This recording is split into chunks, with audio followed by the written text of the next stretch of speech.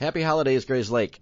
This episode we're putting out with gratitude to all of our sponsors, all of our listeners.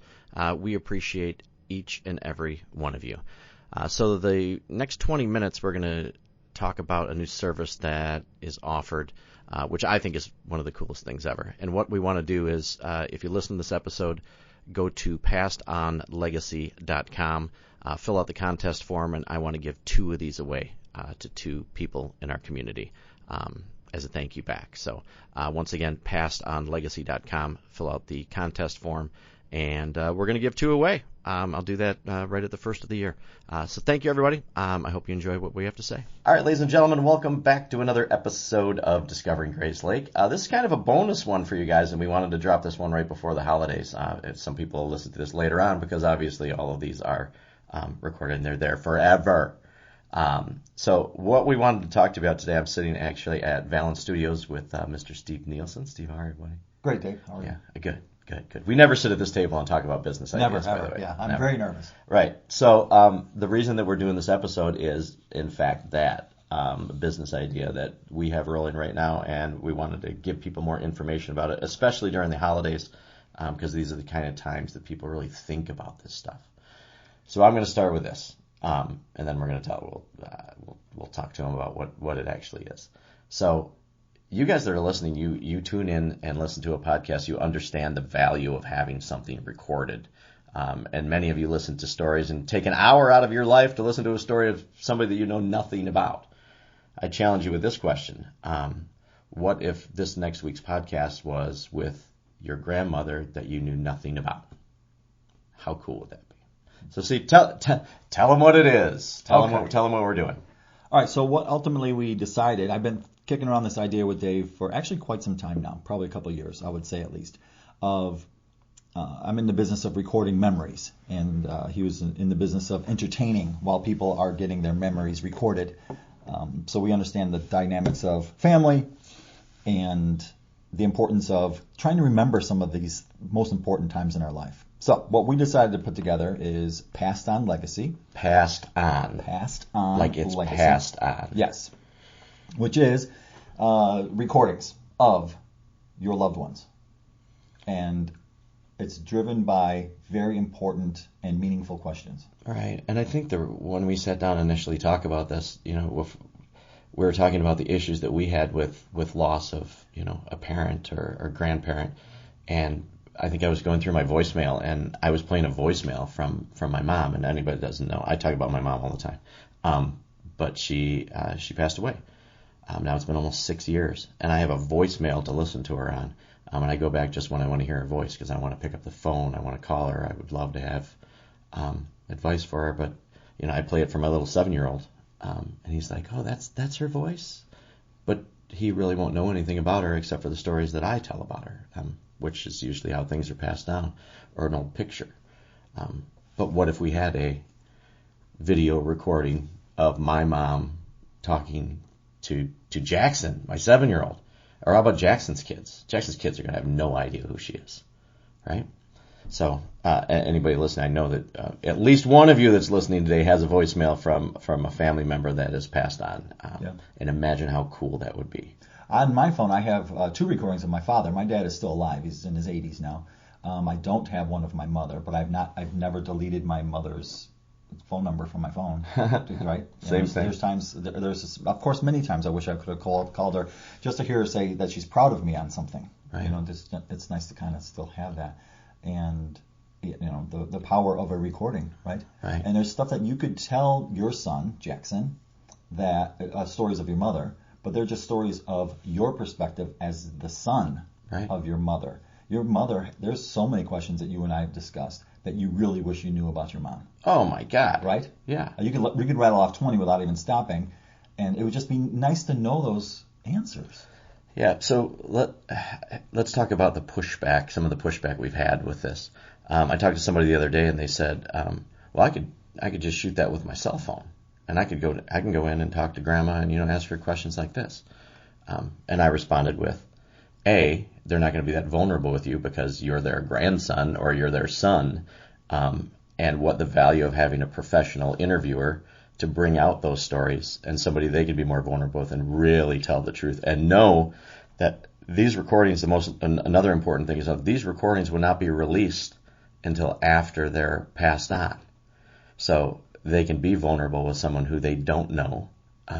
And because we're professional interviewers, that we know how to get those stories out. So that's one other thing to know about this product is it doesn't get released until after they're gone. So it'd be in with their will or at the funeral home or anybody that if you pre-plan your funeral or anything like that, it might be as simple as just a QR code that they find, whether it's an audio recording or a video recording. So that's important to know that you won't see it or anybody won't see it until afterwards. So that's one of the objections that we have. Hey, if you're going to do it by yourself, everybody has a problem following through, especially with that. And then it's on your phone. What are you going to do with it after that? So I think that's important to know. Absolutely, I agree. So you're talking about the vulnerability. When you and I are professional interviewers, you have an extreme talent on that, which I admire a lot. I think it's driven by your two things: your vulnerability and your sense of humor. Like you have so many great stories that you're like borderline really proud of that you probably borderline is a very good word. Like if I did that, I wouldn't say it. Where you're like proud of some of these things, but that brings out a vulnerability of, listen, I've heard it all. Answer the question, right? Right. And this is not designed to get the dirt. No, it is not designed for that. Oh, I'm going to share this and then ruin everyone's life. Right. Like where are the dead bodies? Yeah, exactly. Buried, We're not doing it for that, but we are doing it to get some really high quality answers in a vulnerable state. And we don't start off with those questions. No. It's a lead into it, and then there's always tears. There's so much nostalgia that gets shared, and oh my God, the interviews we've done so far. Yes, like we have strangers that are bawling and crying in a good way. Right. And it's so cool to ask a grandma a question and look into the camera and give your unborn grandson that's maybe not even around, give him some advice on the biggest mistake you made or how you learned something and how you dealt with your first heartbreak, how you dealt with the first time you got in really big trouble, like looking into the camera and giving loved ones advice. And these messages are really from beyond, hence the passed on legacy. Right. Wisdom comes from the elders, right? Because they've lived through it. When you're going through something that's really deep and dark, in the moment you think it's never going to end, but it does. One day the sun will come back out, and your grandparents and all those above you, great grandparents. Oh my gosh, just start thinking about some of these things. It really gets my goosebumps going. My family came from Poland, and most of my family that's where they lived. And I would love to know what my great grandfather did for a living. That's the one question I would ask him. What do you know about your grandfather? Right. Okay. So here's. Yeah, I'm actually legitimately asking you. Okay, so my mother's father, I can remember him being alive. I remember he stayed at their house one time, and it was near Christmas time, and I got up early, and we were playing with some cars made of blocks or something like that, and I was trying to do it quietly, sleeping on the couch, and he woke up, and then he played with me. I don't remember what we did, if we crashed cars or built a racetrack. I don't remember that. I just remember him taking a little bit of time with me. So that's my visual memory of him. Whenever I asked my mother and my grandmother, so his wife, describe him to me, and this was, of course, decades ago when I asked. They used one word to describe him, and they said he's an alcoholic. He was an alcoholic, and that's what I know about my. So that's how you get to remember your grandfather. I remember him playing cards with me, and that he was an alcoholic. Now, years after his death, we got his footlocker from the Army, which was really cool to see that. His name, Edward Paszynski, on there. It was just awesome to see. And I was probably preteen, I'm going to guess, 10-ish. So we started going through some of this stuff. And we found maps in there. And then we found some more documents. And, so I had a mild amount of interest in this. And we started digging around. He was a tank commander. He drove a tank in World War II. Wow. So this man was a legit war hero. And on these maps were handwritten notes, paths that he had to take, all kinds of cool stuff. I couldn't believe how cool these things were. I don't know where they're at now, but I can only imagine what he went through that maybe made him an alcoholic. Sure, maybe he watched 10 of his best friends get killed. Yeah, let's think about some of that kind of stuff, right? Right. So I know of him of one word description, and yet this man was probably absolutely dynamic, right? And boy, if I could go back and just ask, we have well over 200 questions written down. Yeah. And we don't ask them all. No. We kind of let it lead and that kind of thing. Boy, there's 50 I would love to know about this man. Yeah, isn't that the truth? And it's funny with every interview that everybody's different. Like even going into podcasts with people, you can read right off the bat whether they want to answer something or whether they don't. The cool thing about the show that we're doing, the podcast that we're doing, I love when people come up to me and go, "Hey, I love that episode on so and so." I really got to know this fun fact about them that I never would have known. Okay. Well, think about that for your grandparents, or it's hard because if you knew all of this stuff, the hard part is, and anybody that saw us make this Facebook post, everybody said, "Oh my God, we love this idea. It's so great. I wish I would have done it for them." Okay, so if you wish you would have done it for them, why wouldn't you do it for your children? And the hardest part we've had, Steve and I are both shaking our heads right now, is that we were trying to find the market of who to bring this fantastic thing to. Is it, I don't think the elderly, they're not like, record me, I want everything, but some people might be like that. I want my stories heard. Or is it somebody like a 51-year-old man like me that we decided and you went over and videoed my dad? Because I want my children's children to remember my dad. And we do it on video because we want to see his facial expressions and how he laughs and his mannerisms and things like that. That's stuff that a picture can't do. And everybody with your cell phones now, they're short. Everything is micro content. So you're never going to have this huge, talk. But it's serious. So right. So who buys this? As we always talk about, we're getting ready to do a targeted Facebook marketing ad for Christmas to sell this.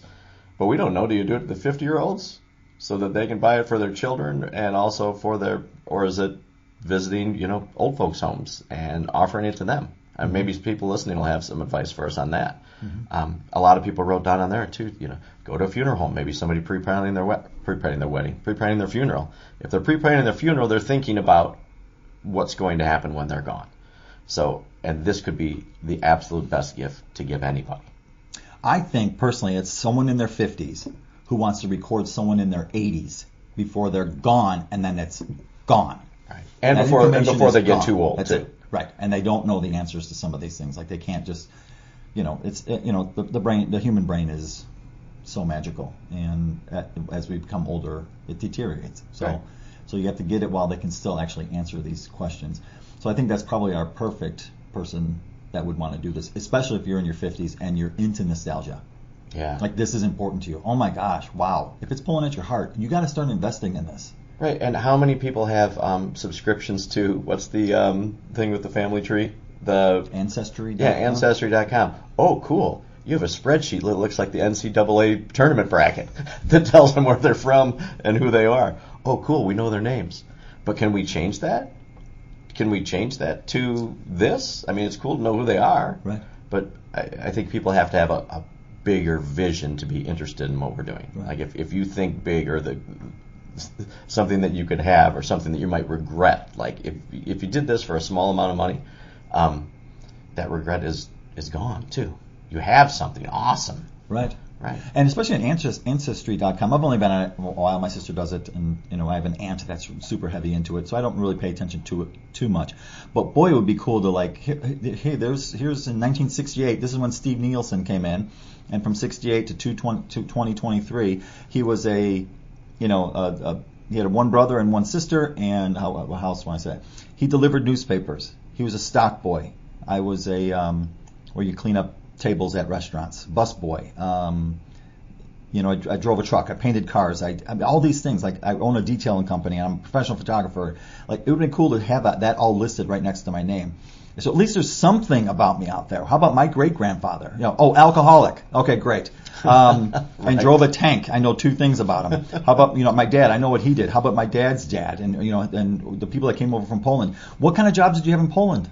Were you bakers? Did you fix machinery? Do I have anyone in my bloodline that ran a company that fixed covered wagons? I mean, right? Right. Well, the other cool thing is, remember you were telling me the interview you did with, I can't say their name, but he was like in their 80s, but they we did the recording for this young lady, and she wanted to know about him and his past stories. But the grandpa ended up telling stories about his parents and how he grew up and how much he loved about his parents. So we had 2 generations there in one interview because they talked about growing up and how cool they were. And that family's never going to know anything, and then you get one generation deeper and another generation deeper. And the stories, they dwindle down, then you talk about it a lot. Then they go to littler stories and smaller stories, unless it's like traumatic or hilarious, story. Mm-hmm. But there's so many things that just get lost. Right. Like I want half of my stories to be lost. Right. Yeah. But like you said, they're fun. But do I want my sons and 3 generations down? I'd love them for know stuff about that. Yeah. I mean, other than just the photos that are going to be on. Nobody prints out photos anymore, so they're just going to be in somebody's phone. Mm-hmm. So this is a deep dive into knowing who your family is. Right. And you might be doing it for yourself, but I encourage if you're actually doing this, people that are the thinkers, do it for the generations to come or for their children. So it's like people at 50 are recording their father as a gift to their babies or their grandchildren coming. Right. Mm-hmm. I think people get how powerful it is, but this may be the most important family heirloom that you have. Correct. Right? Because why? Because we're recording stories. Yeah, we're capturing it. Capturing memories and preserving your legacy. Yeah. Like this is forever. Forever. Right. And it'll always it can be accessed forever. Right. And it's a surprise, too. A wonderful surprise. Right. What if you're digging around and you found a Foot Locker? Right? And there was a recording of something or a diary. Yeah. Oh my gosh. How about a video diary of acid imagine impressions? A video. Yeah. My grandfather having a diary from 1947. People lose their mind. How fascinating of a read that would be. Yeah. Dang. So when we explain this to people, it's funny because as we sat down to go, all right, cool. Now we're gonna have 3 different packages for this. So the one package would be just like you're listening to right now. It would be an audio recording, kind of podcast style, just in the interview. So that would be one way to do it. If your family members are out of town and you still want them on video, we could easily do a Zoom or Teams call where we could do the video recording along with the audio. But by far, hands down, if you're going to do this, like have Steve and I go in an on-site shoot at their house or wherever you want it done. But sometimes everybody's more comfortable in their own element, I think. The last one I did, that was sitting on his couch in his favorite spot to sit. I set up all the stuff, and it was shot so beautifully, and the sound sounds fantastic, and I could just get them talking. And like I said before, we don't start off with the hard ones. We get them loosened up. Yes. We go with the fun ones. And then, boy, does it get led. And when you're a professional interviewer, you know where you're like, okay, we're going to take this one down this little path for a little while. Right. Oh, and it's fantastic because then vulnerability kicks in and the tears come up and you're like, slam dunk. Right. And then we could take some of these and actually post it for public, and people like you who love listening to podcasts would be engaged fully in this, and you don't even know who they are. Oh, exactly. And imagine if it's your family. Yeah. No. And it's perfectly explained. It's kind of funny when we interview people too. Sometimes we take a little bit longer setting up because we're chit-chatting and we're getting the feel for everything, and it's not an accident, just to get them warmed up and make sure that they're comfortable. Because I think it's a huge thing to do. Okay, so I explained that there's 3 different packages. The video one, boom, and it's delivered via QR code or wherever you want this piece of paper. It's important that we get it in the right hand, so it's in with the will or wherever, because we're obviously not going to know when they pass on. So that's something that we'll give you, and it's a private link. And then after everything's done, you can share that link with family members. And and quite frankly, I'm thinking off the cuff right here. We can cut this out or not.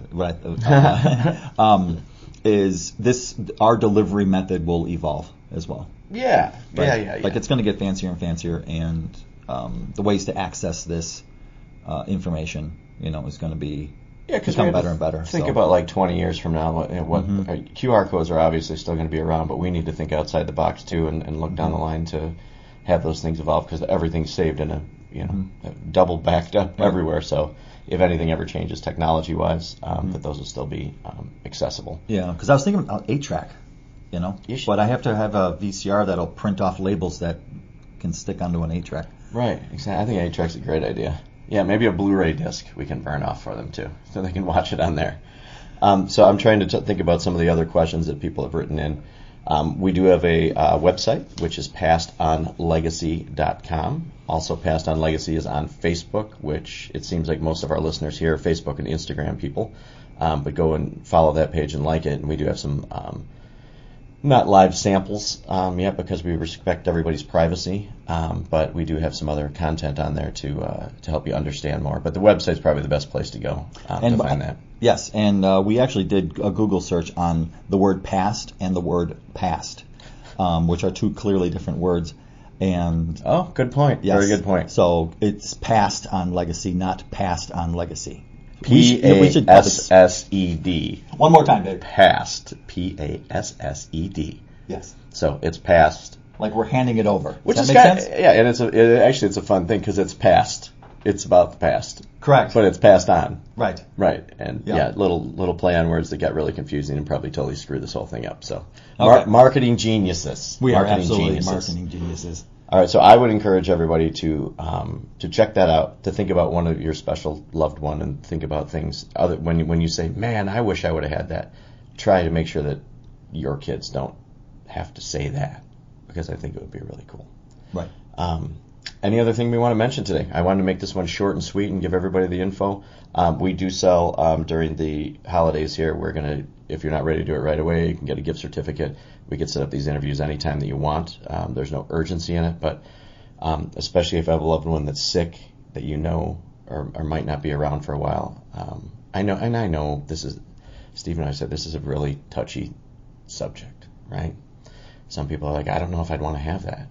Well, you might not. But then we ask people, like, how much should we charge for this? Because that was the hardest thing. What would this be worth to you? Because not what you charge for that. And I think everybody can guess what the answer is. Like, if you're thinking, what would this be worth for you to see your grandmother or your mom or your sister or anybody that's passed on? Everybody has the same answer. Right. And what do they say? It's priceless. Of course. It is. Yeah, because you can't really put it on. So we had to put a price on it just because, it's our time and we're actually doing stuff. Right. You're hiring two professionals to come in, or depending on the team that we bring in, professionally recorded, very high-end, beautiful equipment that we're using to make this awesome, awesome. And it's forever. I can't stress it enough. Spectacular content. Mm-hmm. All right. Anything else we want to mention? So follow us on Facebook. We're on the Instagram. We have a TikTok channel. Everything's Passed, P-A-S-S-E-D, on Legacy. But go check those things out. I think it'll be fun. And if you want to get in touch with us, all of our contact information is on there. I believe Steve's personal cell phone is on there, and so is mine. You can also send us an email, which I think is passedonlegacy@gmail.com, P-A-S-S-E-D. Do yourself a favor. I think it'd be really cool for him to say. Right. Okay, so I'm going to end with one question. My mom passed 12 years ago, and 2 years after her passing, my brother gets a phone call and says, the person on the other line says, "Are you driving?" He said, "Yes. Can you pull over?" He said, "Yes." He pulled over and he said, "Okay, you have a half-brother who has been trying to find you for 50 years. No, it wasn't that much, 40-something years, whatever it is." And, of course, it was shocking to us. Absolutely shocking. So, it's public knowledge now. My mother had a baby in 1967. I was born in 68. She gave the first baby up for adoption, and then, of course, family and friends knew about it, but they never talked about it for 40-something years until she passed, and then we found this out. I'm going to challenge the people who are listening to this podcast and put it in the comments below. What would you ask my mother? Like, I have questions. Like, why? What happened? It was 1967. She grew up Catholic in the north side of Chicago. Only child. So the times were different. But boy, oh boy, what would you ask her? Yeah, I know what I'd ask her. Right. Well, she kept you, mm-hmm. but she gave the other one up for adoption. Right. What an interesting conversation that would be. Right. And some of the cool things, like we were talking about, not bringing up dirt or anything like that, but those are stories that people will be vulnerable enough to share the actual truth of maybe something they want to say, because they know it's not going to be released till after they're gone. Mm-hmm. Not confessions, but maybe somebody that they didn't tell they loved enough, somebody they wanted to say they're sorry to. maybe explain a story to somebody that they couldn't understand before because it's in the heat of a moment. But those really important things, like things you're talking about there with your half brother, that, no one will ever know that story, right? Right. No one really knows. We might know from our perspective, right? But not for their perspective. Yes. And I close with this. Buy it for yourself or buy it for someone that you would love to have recorded. And it's not necessarily for you. It's for 2 generations from now, 50 years from now. What do you want people to know?